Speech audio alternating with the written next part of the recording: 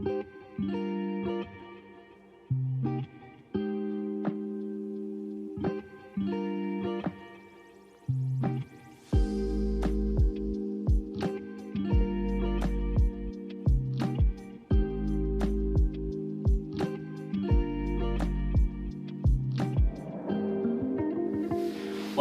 to Olly Sit Down. I'm here with Xavier Jodamus. Did I say it right? Yeah. Player of the Engen tournament and also midfielder of the Engen tournament. You know, normally every year I do this, a sit down with the player of the tournament. But this year is the first time I've got the player of the tournament and the midfielder of the tournament sitting right next to me. So we're gonna do a little show, speak to him about his life, his football career, and what's his future, where's his future going, and things like that. So yeah, have a nice session with us, and yeah, welcome to Xavier. Xavier, how you doing? You alright? You good? You good? Awesome. Thank you for having me. You know, it's been a long time. I think we've discussed this for quite some time. But I think the way we just spoke about it, the way everything worked out, I think that's almost destiny. It was planned for everything to work out this way, from, you know, where you were with the Bafana team and then obviously coming back home and getting this award. You know, let's start simple. I mean, let's communicate and talk to us about your career.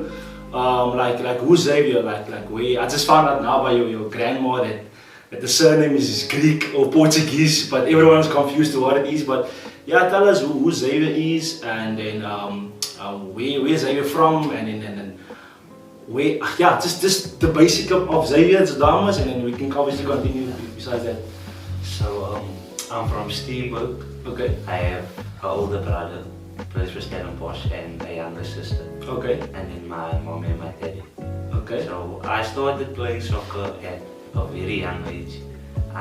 Probably about at 6 or 7. 6 or 7, okay, yeah. Cool. So I played for the club in Crossy Park at the Roykrans, Evertonians. Then from there I moved to Fishhoek, probably at about 10 or 11 years old. Fishhoek was before it became Ubuntu, was Fishhoek, right? I remember that time. Okay, cool, okay. So I played under 11 or under 12 there. Okay. And I moved over to Ubuntu. Played under 12 there, and from then, yeah. Was it the shift? The whole team shifted from Fishhoek to Ubuntu, or was it like a franchise? What was it, the franchise buy? I don't really know. No, it was the whole team, because Ubuntu was just using Fishhoek's name. Okay, got it. But all the players. All the players was Ubuntu. Got it. Makes sense, yeah. No, because I remember the team I was coaching, we played against your brother that time. But that time we had him. Yeah. The boys had him.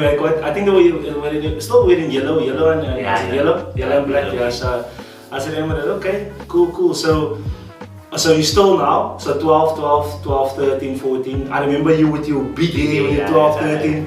And then so okay, so still at the Ubuntu, cool. And then now this year you playing senior team, or is it under 18 and ABC? Okay, play ABC as well. Yeah. Okay, 17 ABC. I know they like to use the youngsters at the young age. Okay, and then obviously, you know, I was gonna keep it for a bit later, but like let's just get straight to it. You know, we're sitting here. Obviously, we've got the player of the tournament, and we've got Engen midfielder of the tournament. I know, obviously, like your mom told me that you were sick because obviously I missed out the Friday when it happened a month or 2 months ago, before the whole location change. I missed out the whole Friday, so I'm not sure how you played that Friday. Obviously, because we also looked at different players in different sections, and obviously we knew the names and who this was. But like, you obviously fell ill in the second half of the tournament, I can put it that way.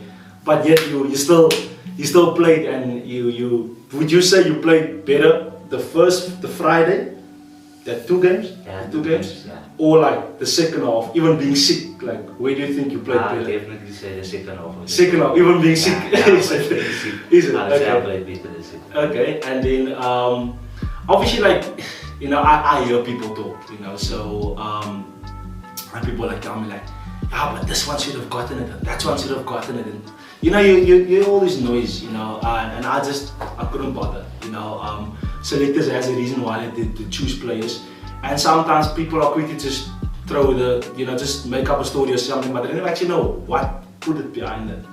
Like the other day also someone asked me like, yeah, but why did you not give it to that keeper?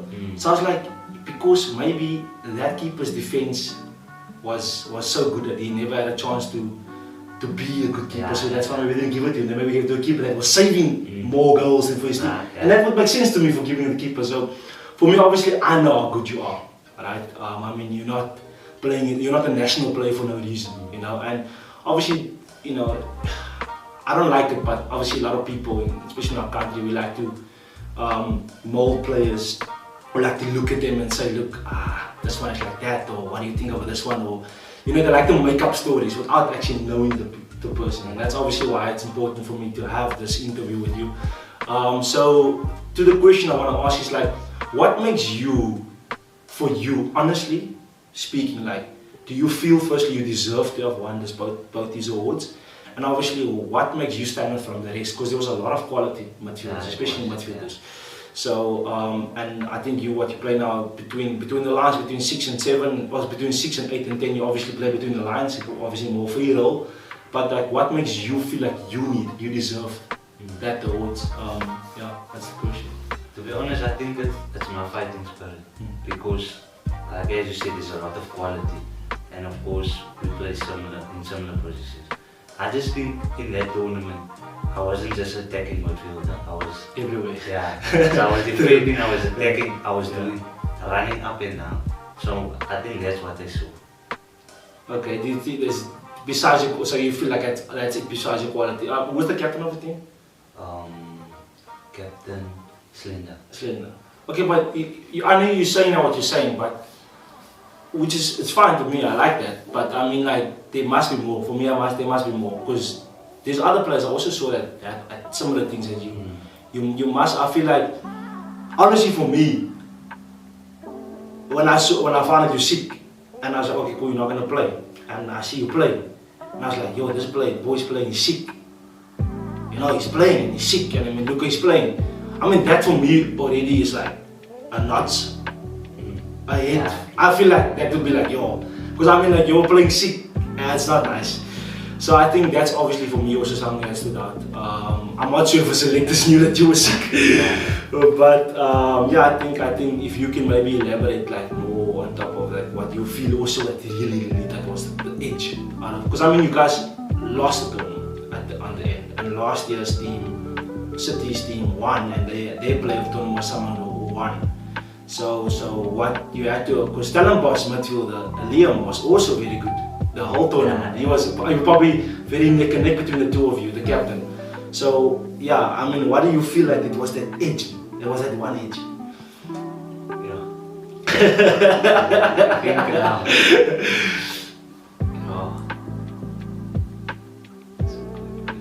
I mean, elaborate on yourself. Waking up at morning feeling sick. I mean, you can talk me through that. You can obviously feel like maybe because you were sick and you pushed harder, maybe that could be the reason, but maybe speak us start about that, or like how you felt that morning, and I just told yourself you're definitely gonna play, like in that sense. I think that will also make a lot of sense. So the Sunday, and I woke up.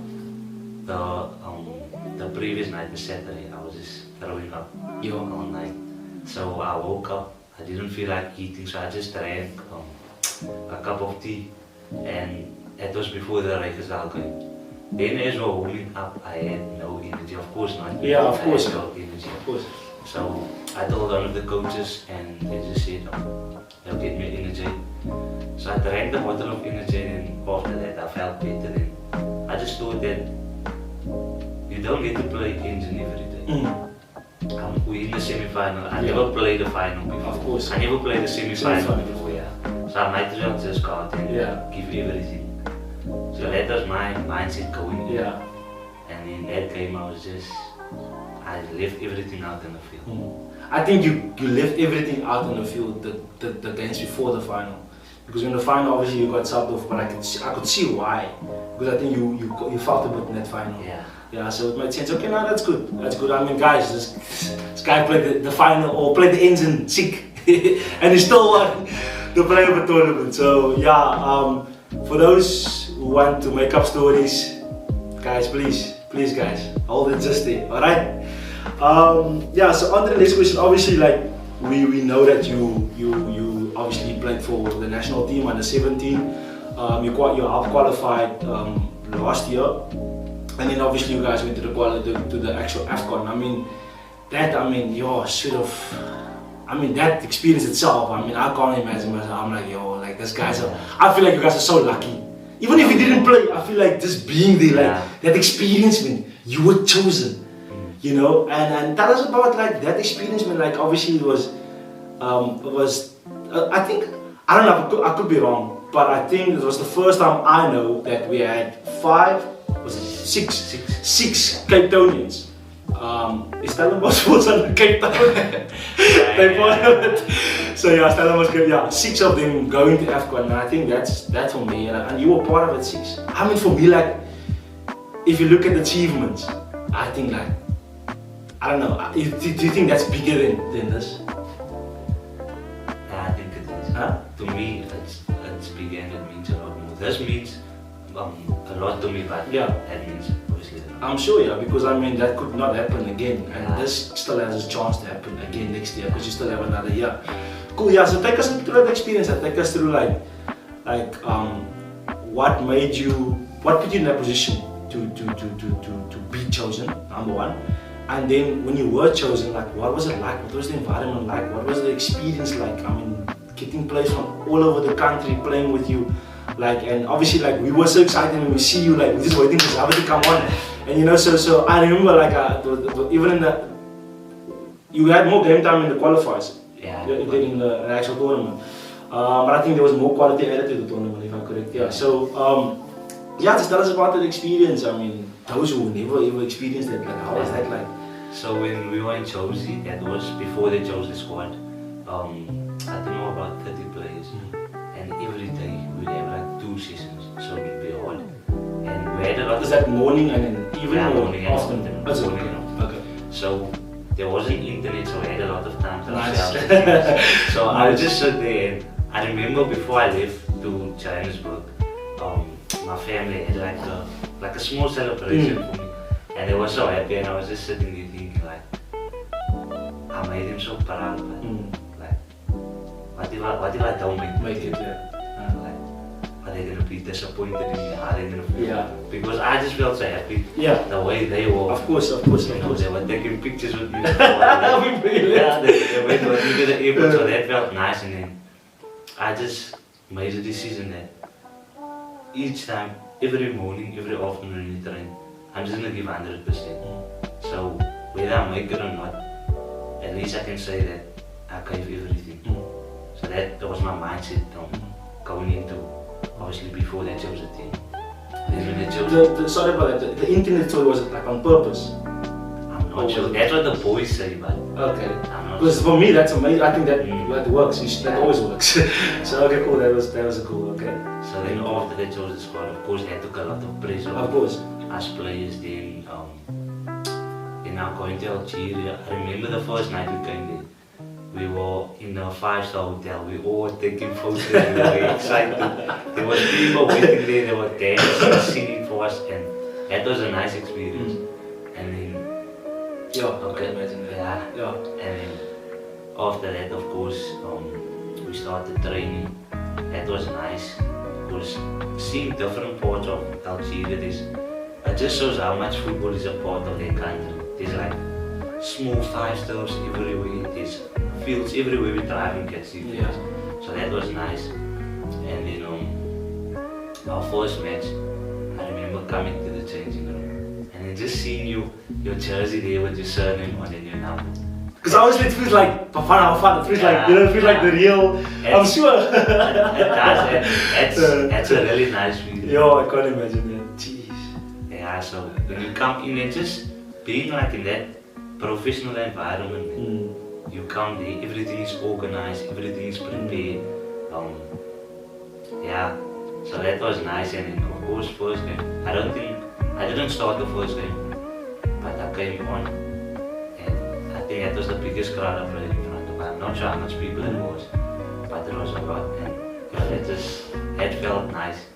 I remember afterwards, checking my messages, everyone posting mentions on Instagram. Especially on my friends and my family, it's nice to see such stuff, the support. So yeah, that was a really nice experience. Yeah, crazy man. I'm just, I looked at these videos and I looked at you guys, I was like, yo. Like for me, like, you can die tomorrow, you can say that, you know, you know what I mean? Because like I said, it felt obviously like you felt like you were really playing for your country. And I think that's so nice to feel that, because now you're not kind of part of that system.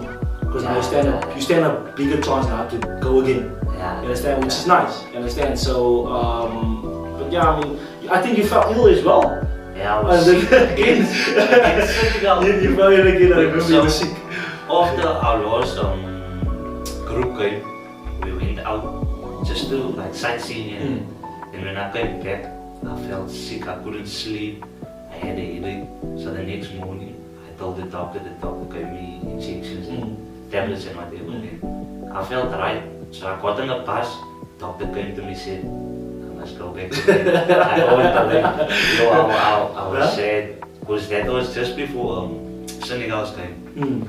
So yeah, I was out for Senegal's game. How was it like playing against those guys? I mean, you're speaking about now seeing fast pitches everywhere, their culture, you feel like they're ahead of us? Do you feel like looking at the football that side? Yeah, I think they all, because even like the fans, when we were driving in our bus, they're greeting us, they're following us. When we train, it's open for anyone to come watch us.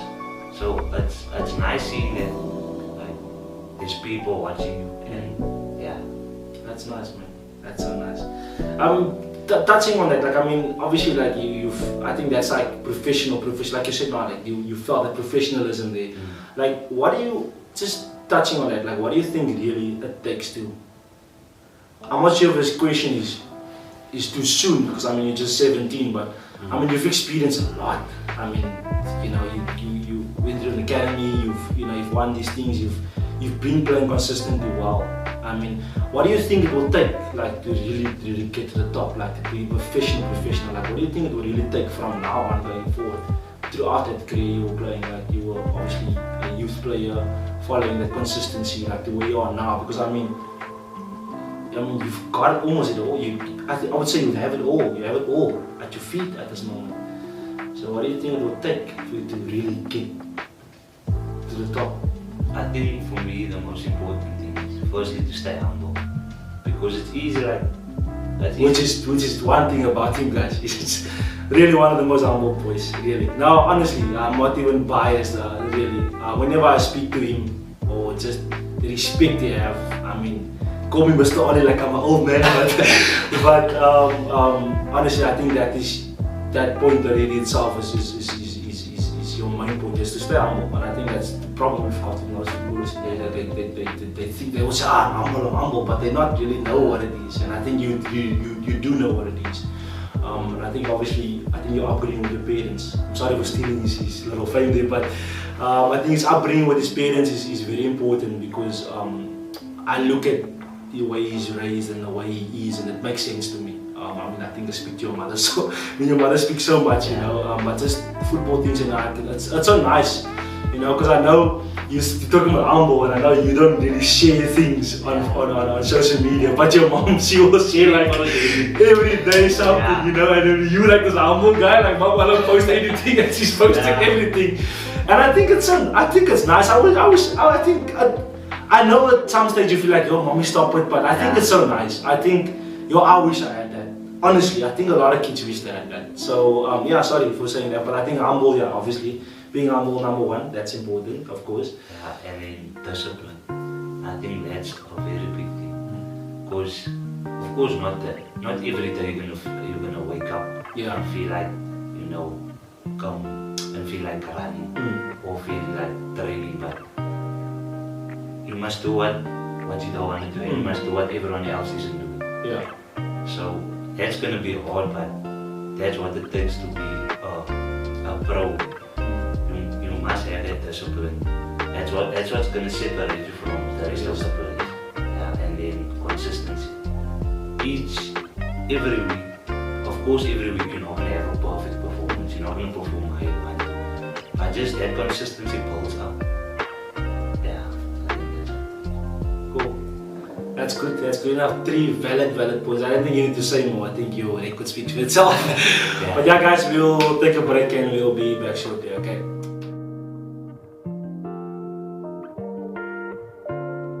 Hi guys, we're back. Thank you so much for still tuning with us. Okay, so Xavier has spoken about professionalism and obviously where it's taken his career and why it's so successful. But the next question is something a bit different. I think it's something a lot of players are scared to speak about.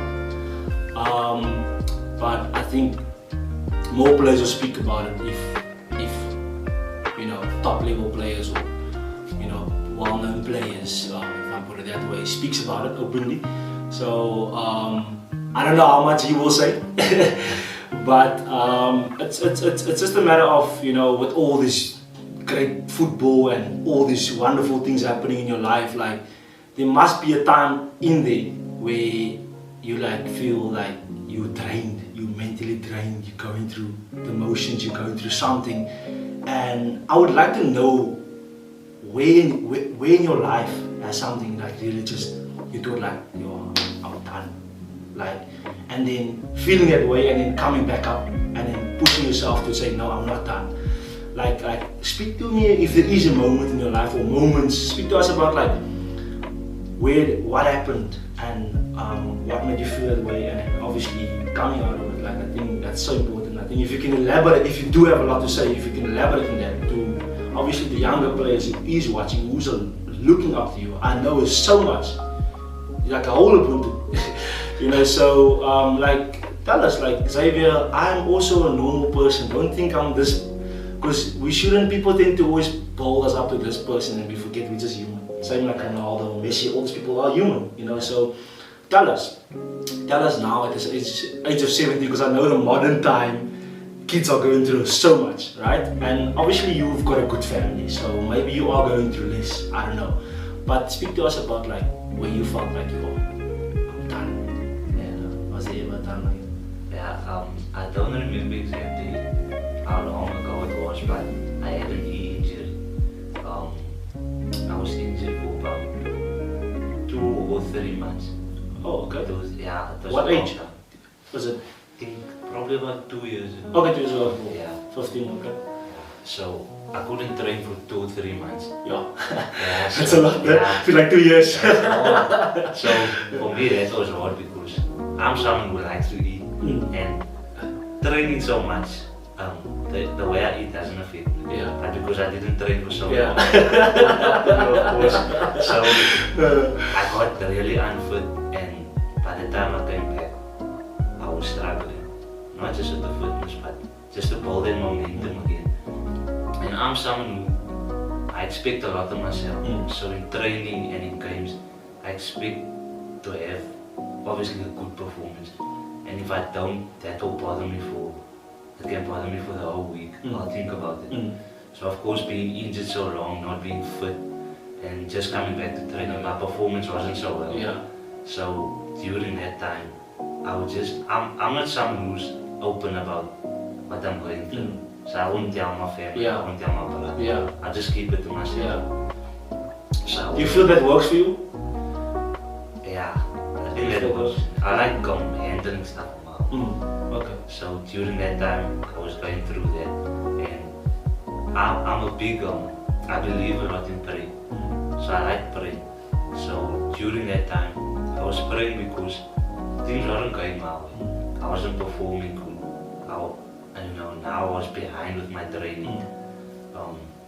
So yeah, I just, as I said, I didn't tell anyone. I'm not sure if anyone could see if I was going through anything, but I just kept it to myself. And I never felt like I want to give up because I love soccer. Giving up wasn't an option, but it was tough. It wasn't easy. It wasn't like, okay, I'm going to come back and I'm going to be again on that level I once was. So it took time, but I think that most importantly, I was patient. I wasn't like, I just came back after 3 months. I must be now on the highest level. I must still practice, I must slowly get into that momentum, hold that momentum again. And yeah, that's all I did. I prayed every night. And was it a time where you really felt sorry for yourself? Or like, did you feel like, yo, why am I going through this? Or like, what did you tell yourself to that moment? Because I'm sure like thousands, millions or whatever. Well, we didn't speak just about our local football, but I'm sure a lot of players goes to that. Myself, I don't know, my experience was way worse. Like I didn't want to mention it, but I know that. Maybe because mine was 9-10 months, it's different compared to 2-3 months. 2-3 months and 9 months is way different things. You know, so, but if you look at it, right, like you said now, you said something very important, you said patience. Besides the play, you said patience. And that was key to me. I think like having that patience, if you look back now, if you rush that, right, you get injured again, you don't get this, you don't get the FIFA, you don't get Bafana. You understand where you shouldn't question it, you know, and I think I think as a young player that's very important to have the patience, because I think when we look at the modern day football now, I think a lot of players are just rushing, they just want to get there, away. What are you chasing, dude? Why are you chasing? Understand? So I think that's important. Okay, I know. So obviously you also went through that. So I think it's also important. I think you were 15. I think it's like you said now. And the reason why I asked the question is that how do you feel about working through yourself, things yourself? Because I know I can also work through things myself now, and I know the difference between speaking out about it and then keeping it to myself. So you now spoke out about like something, and you probably no one maybe knew about it, but I'm sure you feel now, but like you feel more comfortable. So I think it shouldn't be a problem for players to say how they feel.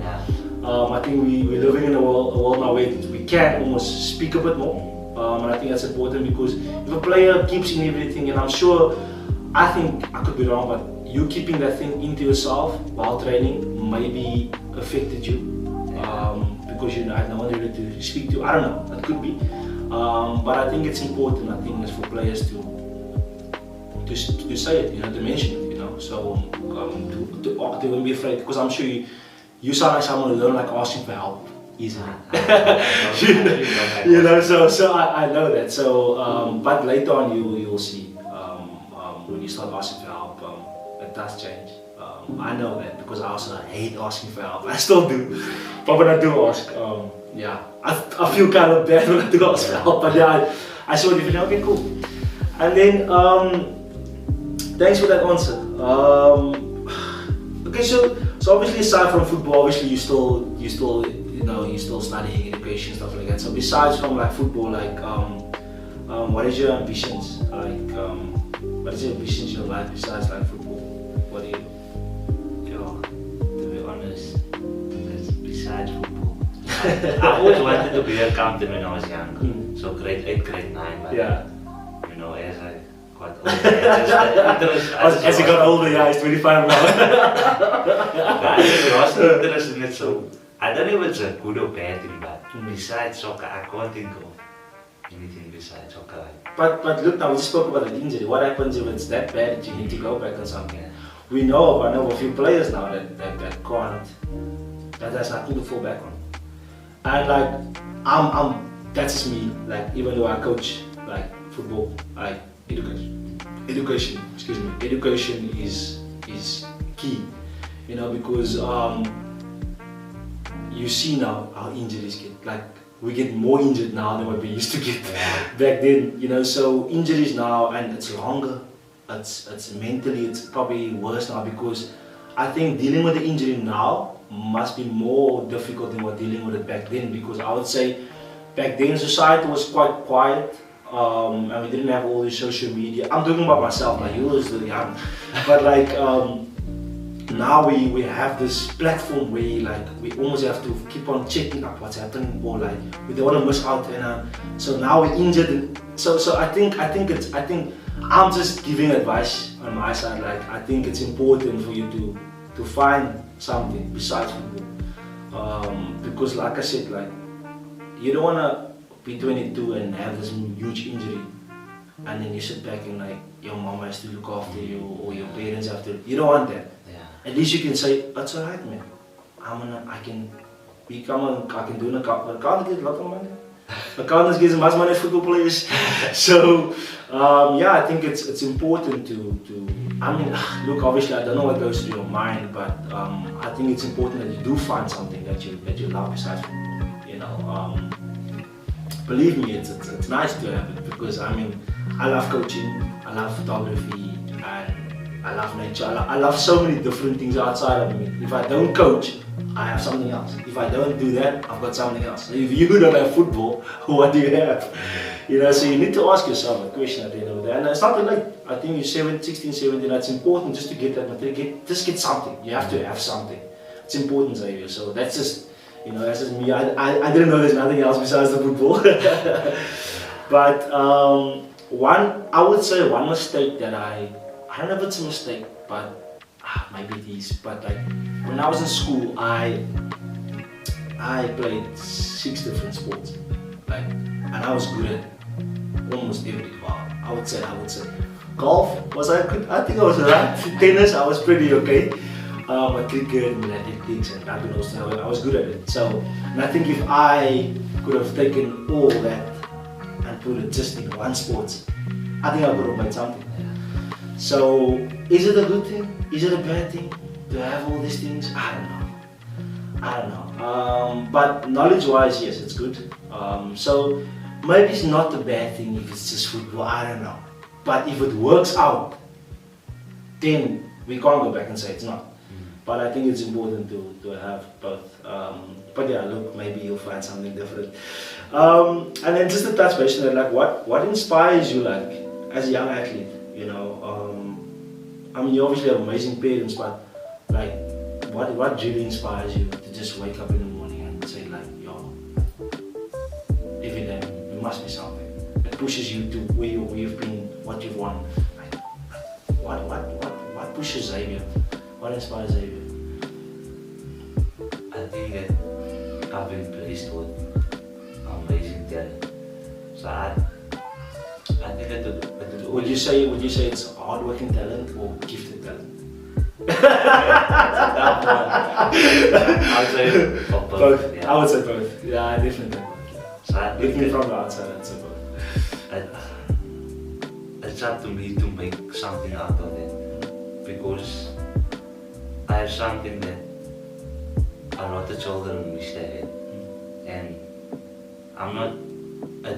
That inspires me to grow and to do better. Because when I see at all the children that look up to me, there's so much children that wanna play for the national team, that wanna play for Ubuntu, and that inspires me to. How do I make it sound not so selfish? No, it's okay because there's a lot of players. I know the young kids. I know how much the young kids love you. Yo, if I post something about you, like they go mad. So I know they love you. So I think it's important. I think like they're watching. So you must tell them. You know, you're doing it for them. You've got your own purpose, got your reason for it. So yeah, I mean, don't feel like it's selfish. I think it's you have your reasons to why you're doing what you're doing, and yeah, you can elaborate on that. It's not a problem. Yeah. So each morning when I wake up, I just decided I'm gonna try to be the best version of myself. I'm just gonna try to at least grow in some area of my football or anywhere else in my life. So I just think that I inspire myself in a way because I just want to be the best version of myself, that's all. I don't want to look back and think I could have been this player, I could have been so good, but I didn't want to wake up early, or I didn't want to put in the extra work. So now I'm far from what I could have been. And then that's just based on that. Like, do you think your mindset? I don't know if you feel like affects you with football. Like, do you think if you like you were obviously sick, but it didn't affect you? So that just shows you how strong your mind is. But do you think if there's things you're going through like outside of the football, do you think it affects you, because I think a lot of footballers, like even music coach, I see it, a lot of footballers bring whatever they have at home, bring it to the field, where that field is like your heaven, it should be your heaven, you know, your best place is there, you know. So why so many players bring that anger to the field? What do you think it is? And then obviously maybe you can't answer because you don't know how it feels that way, but what do you think it is like? Have you felt have you felt where there's an instance where you were angry or something happened and you just went to training and then it affected you? Or was there a way for you, like how did you deal with it if it was an example? To be honest, when I'm on the field, like everything that happens outside, it's almost like I forget everything. So what happens off the field, it doesn't affect me. Because when I'm playing, like you look free. Yeah, I'm happy when I'm playing. Like, yeah, you look very free when you play. Stuff that happened outside. Like every game, before a game, I just close my eyes and then I think of how the game is gonna go, and I just picture myself like I'm doing everything right. I'm making no mistakes. I'm just a perfect player in my head before the game, and that helped me a lot to just clear my mind. And then when I eventually get on the field, I'm just myself. All I think about is what's in front of me, watching the white light. I don't think much of what's happening outside. Because football is a team sport. You can't bring that, what you went through now here, to affect your 11 players or your team. That's true. I mean, because it's sad because it's a lot of players that you can see when players are playing, even you playing against him. You can even see something like, oh, this guy's going through something, or something because he's angry, or he's like, you know, and then, yeah, you see it. I see it now more often. I see it now more often. There must be something. I mean, just off topic, like I obviously coach also young kids, but like, and they're like 13, 14, man, and they've got like, also like problems, man. And I was like, what do you go through, like at that age? You know, and then at training they would want to sometimes fight or be angry, and I was like, yo, and I'm like, this is like your heaven, man. This is where everything is just like for you, everything is blocked out. And it took me a while to get it out of it, like to not bring the anger to the field. Sometimes it still happens, but it is getting better.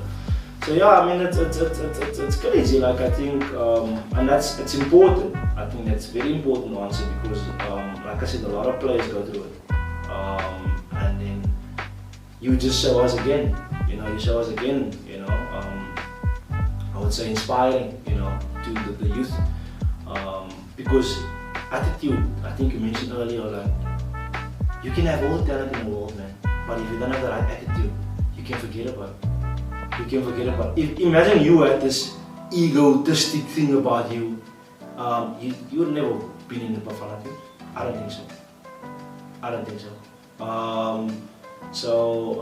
And I'm sorry to mention this, but a lot of players now, you know, through the camera I see so many things. People just think I sit there and take photos, but I watch everything.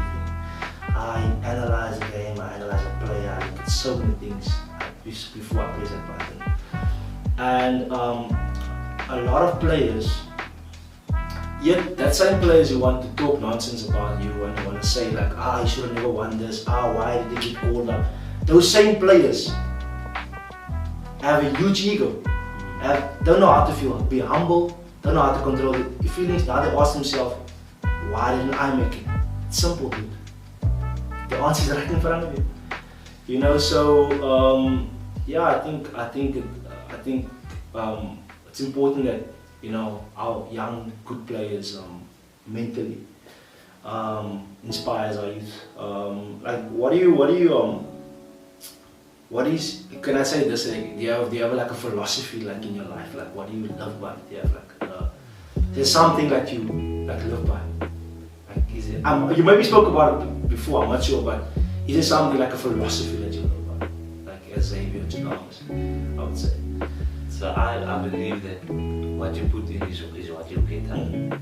So if I'm not training every day, if I want to be faster, but I'm not putting in the work, I'm not running, I'm not doing the training, I'm not gonna be forced. Yeah, of course. So that's why each day in training, I want to take each training session serious. Sometimes it's hard, but I just want to put in the work because I know that at the end of the day, if I put in the work, it's almost guaranteed to get good results. If I'm working harder than others, if I'm putting more work in than them, I'm gonna be on top of them. So that's how I go about it. That's good. And then like, do you have like, is it like, if there's one dream you can accomplish, like one dream? You've already now played kind of fun. You know, so was that ever one of your dreams? As a kid? I don't think I got. You're probably like, what am I there? Am I the squad? I want to play for my final. Yeah. Like, what is your dream? Do you want to play one day in Europe? Do you want to what is your dream? Like one dream that you can lift up? I has to play in Europe because as I was growing up, I never watched PSL. So I watch it now, but Me neither. I never watched it when I was young, but now I watch it. But so I always watch like Premier League, UEFA. So it's definitely my dream to play in Europe. So if you choose between PSL and Europe? I think a lot of players choose Europe. I don't know if it's a sad thing or a good thing or bad thing. And then I think just to end it off, like, what is up with you and this matric balls? You know, like every time I see someone hiring you for matric ball, guys, you can hire this guy for matric balls. I always see matric balls like, I'm not sure what's happening. Can you explain to us? We all want to know. So the first matric ball I went to was my mommy's friend's daughter. So we are close. So she asked me to be at the matric ball just to take photos at the hall because they weren't allowed partners in. And then after that, I told my mommy that's my last one. And then my mommy obviously posted everything. So she posted it, and I don't know. One of the boys that played for Boom to their sister saw it. I don't know where she saw. No, she saw me on the soccer field. But she saw me like when she was in grade 11. So then she told her mother that I'm gonna be a matric. So she told her mother a year before already, when she was in grade 11. And then now a year later, she asked me to be a partner. That's crazy. Yeah. Look, this is obviously my question I always ask before. It's like, what do you think? What is the word from you for the youngsters who's watching to reach to the levels that you've been reaching? Because I mean, I think you're not even halfway there. I think you have so much to offer for us, you know. So what do you think it takes? What do you think it takes to for them watching, a 12-year-old watching, sitting in front of the TV now watching this? Like, what is your word? What is your inspirational word to him? Like, what do you feel it takes for them to get to where they need to be, the top level? Because like we just mentioned now, a lot of players got it wrong. The mindset is completely wrong. But like, what do you think? Like, what do you think? I feel like you're very inspiring. That's why I'm doing this. Also, like, you don't post a lot of things, and I think there's a pattern with some of you guys that are doing well. You don't post a lot of things. Keep everything humble and small, and I like that. Where your mom, I was just telling her, she's the one always posting everything, you know. And it's okay, we let her do it, you know. But like for you, like, what do you feel like is like a few things that you feel like the boys need to look out to? I think you must always believe in yourself. Don't let anyone else talk you out of what you believe in, or what you want to achieve, or what you want to become one day. The journey is not going to be just in a straight line. You're going to have your, moments where maybe not performing how you want to perform, you're not doing as good as you want to, but in that moment you must just try to stay positive. Just try to keep working, and you will get out of it if you believe it. If you believe in yourself, if you believe that whenever you're in a bad moment, whenever you're not doing so good, try to stay positive. Try to just keep on working. patience also. Just be patient while you're working, and you get yourself out of that hole that you're stuck in. And eventually, if you just be consistent, and if you're consistent and you keep on working on, you're gonna get to where you become. And when you do eventually get there, just be humble. Don't start thinking that you're better than everyone else. Just remain humble. Thank you, Xavier. Xavier Jodamus, the Greek. Thank you very much, guys, for tuning in. Thank you, Xavier, for having this moment with me. Yeah, I'm very blessed and pleased that I could have done this with him. And yeah, you guys finally get to know who the guy is that people is hiding from the three bulls. so yeah, I think he's such an inspirational. I think he's such an inspiring young man. Sorry, and I look up to him. I look up to him, really. I look up to him. I can't make this anymore, you know. But I think a lot of youngsters, I think before we judge anyone or make up a story, we get to know the people, you know. Because I know him personally myself, and he's such a gentleman. He's such a gentleman, really, such a good person.